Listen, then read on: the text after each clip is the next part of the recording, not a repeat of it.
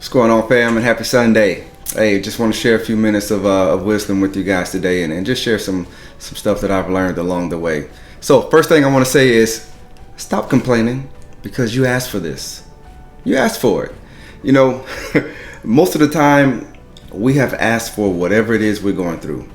Now, I'm not talking about the harsh stuff like somebody who's being abused, somebody who's being hurt, somebody's being mistreated, or you're in an impoverished type of struggle. I'm not talking about that. I'm talking about the struggles that come with life, struggles that come with relationships, struggles that come with our careers.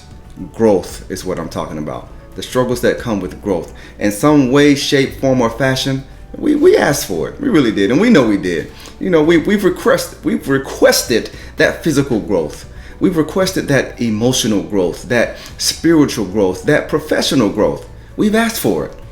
But the crazy thing is, once we start going through the growing process, we tend to want to give up.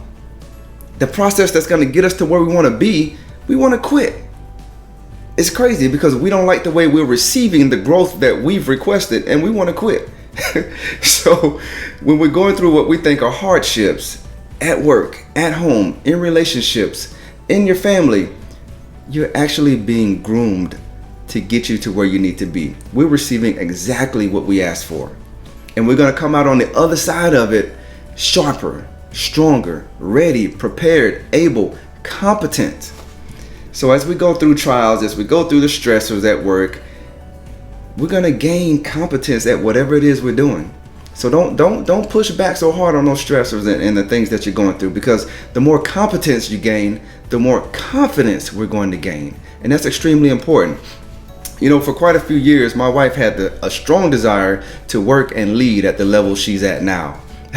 But what she didn't see was all the responsibility that comes with that position. You know, she has the tough task of making sure her facilities are in compliance and that all the residents and patients are kept safe, receive the best care possible. And in order to do that, she's got to be on top of her game, because it can be the difference between whether someone's loved ones lives or dies. And that's no joke. And in the medical world, especially nowadays, it can be extremely intimidating to have to read through all of the current guidance that's out there and digest the constantly information that's coming down from the CDC or the Center for Disease Control, and to fully understand it to the level where you can break it down and accurately answer questions. All the questions that she receives on a daily basis, it's crazy. It's crazy. So not only is she up all night trying to make sure that she can translate that guidance into understandable terms for the leaders in her facilities, but she needs to pre-think of the questions that they may ask her. And after she comes up with those pre-thought questions, she's got to develop answers to those questions.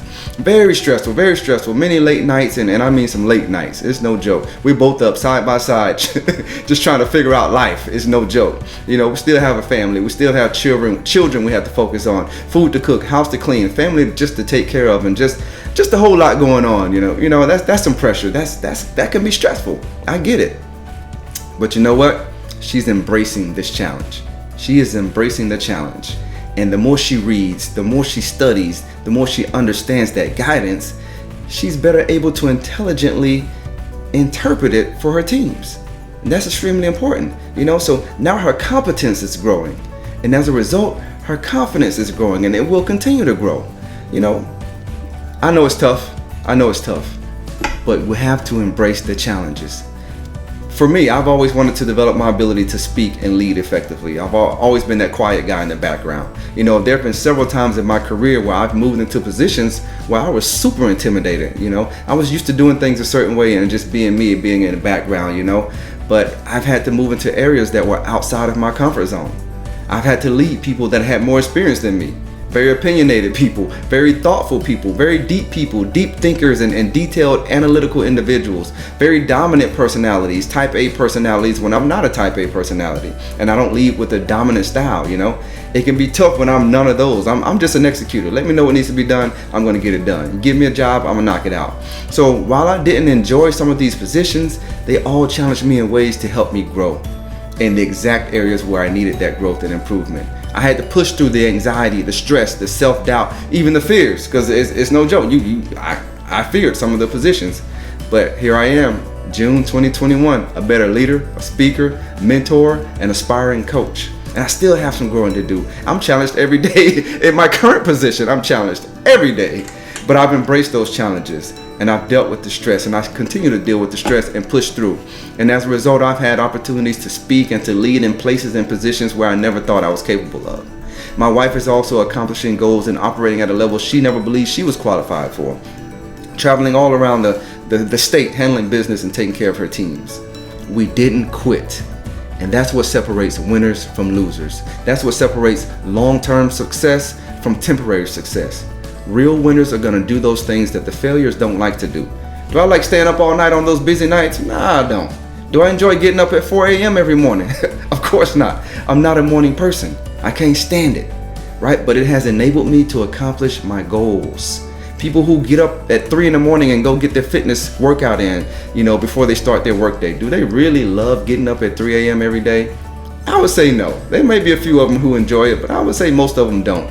But again, it's getting them the results they really want. It's helping them to accomplish their goals. So embrace the challenges. Move forward and do those things that failures don't like to do. I'm not telling you anything you don't already know. I'm encouraging you.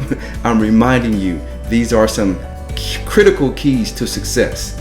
So look, you asked for this. We all have goals. And in order to reach those goals, we're gonna have to go through some stuff. And as we do those things that we really don't like to do sometimes, as we experience some of those things that take us out of our comfort zones, we're gonna grow from those things. Those things are gonna get us to where we really need to be, where we want and need to be. So keep this in mind as you move forward. Keep going, keep growing, keep winning. Let's go, y'all. Have a great week.